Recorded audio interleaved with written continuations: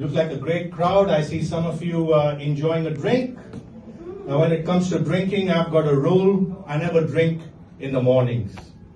I only wake up at noon. Anybody here of Irish descent? Yeah. Wonderful, wonderful. I had, you'd actually bond with this. I had a 7-course Irish meal yesterday. It was a 6-pack of Guinness and a raw potato. High Irish cuisine. Now, can anybody tell from my accent where I'm from? India. I know. Can anybody tell now? Yes, India, you got it right. Now, India is a land that has given the world many gifts. Yoga, meditation, world-class telephone scammers, which I'm sure you're all familiar with. But today's Christmas, right? We're approaching Christmas, and Christmas is all about family. So let me tell you a bit about my family, starting with my son. He's a pain in the ass, but anyway, he asked me these philosophical questions. Dad, where am I from? Why am I here? And I say, good question, son, good question. Let's take it down a notch. Why are you still here at the age of 35 living in my fucking house? Let's move on to uncles. I'm sure all of you have one uncle that either is in prison or should be in prison. I've got 2 of those uncles. The first one, Eric, he wanted to be a ventriloquist, so he practiced on me. When I was a child, he stuck his finger up my ass, but he told me not to say anything. I mean, what kind of ventriloquist does that? My other uncle, let's call him Alan, he was a male monsieur. And one day, I remember asking him, as he was giving me a massage, Uncle, is it okay to get an erection during a massage? And he said, yeah, it happens all the time. And I said, oh, Uncle, that's good, but can you take your erection out of my face, please?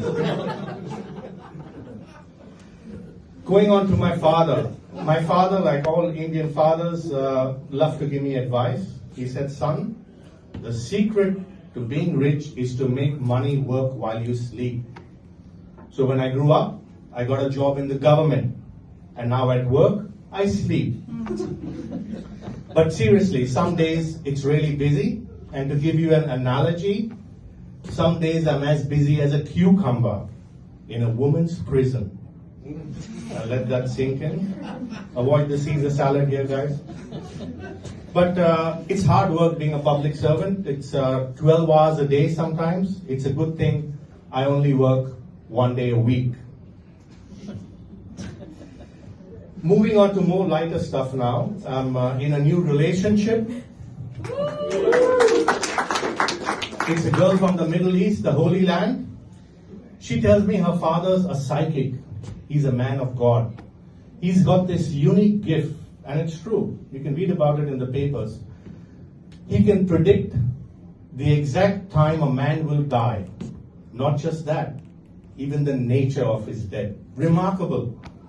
He works as a hitman for the mafia. Now, I took my girlfriend home and introduced her to my traditional Indian mother. I said, Mom, this is my girlfriend. And she looked up and said, you can do better than this. And I said, Mom, please, this is a woman I love. And she said, yes, I was talking to your girlfriend. But after a year of going steady, when she asked me to marry her, I had to break it off. And she was devastated. Why, she said. I said, family objection. She said, is it your mother? Is she objecting? I said, no, it's not my mother. Who then, she said. I said, just my wife and kids. They're objecting. And this leads us nicely to my wife. Strangely, this morning I got a text from her where she apologized. She said, darling, all those things I wrote about you, I said about you last night, I apologize, I didn't mean them. And I was very confused. I said, but you said nice things about me last night. Wow. Now, the other thing about my wife is she thinks that I'm on my 5th midlife crisis. She thinks I'm paranoid about the pool guy. And she says the only reason for that, he's young, he's fit, he's good looking, and you're not. And I said, We don't even have a swimming pool, so what the fuck is Shane doing in our house all day? Thanks guys, you've been great.